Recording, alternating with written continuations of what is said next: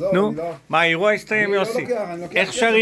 איך שרים לילדים, הנה, יוסי? רגע, תסתכלו איך אני בונה. נשאר פה עד האירוע הבא, אנחנו...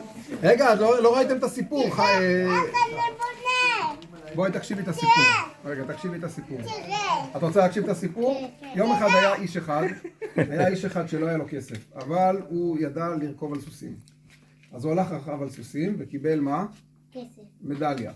רואים מדליה יפה מזהב. הוא זכה מקום ראשון, הוא קיבל מדליה מזהב. עכשיו, במדליה הוא מכר את המדליה והוא רצה לטוס לארצות הברית.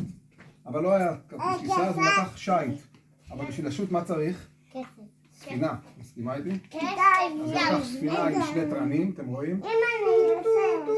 שני תרנים וטס לזה. כשהוא הגיע לארצות הברית הוא ראה שאין לו בגדים. כולם לובשים בגדים של קאובוי וכאלה, אז הוא רצה מכנסיים, נכון? אז הנה, רופה! הוא בנה לעצמו מכנסיים. אתם רואים מכנסיים של קאובוי יפים כאלה, את רואה? וזה לא הספיק למכנסיים, הוא רצה בגד, נכון? חולצה צריך חולצה?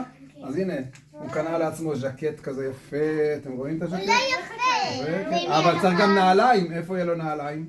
נכון, צריך נעליים? טוב, זה הולך לכל המקלטים בניר עציון. להזמנת הופעה של יוסי, אתם מוזמנים למקלט שלכם, קחו אתם אותו. רואים זוג נעליים? אתה רואה את הנעליים? כן. רואים? יפה, נעליים יפות? כן. ואקדח. זהו, יש עוד המשך, אבל אני לא זוכר אותו. נחמד? כן. זהו, האירוע הסתיים סופית. יאללה, בואו. לא קוראים, הולכים הביתה.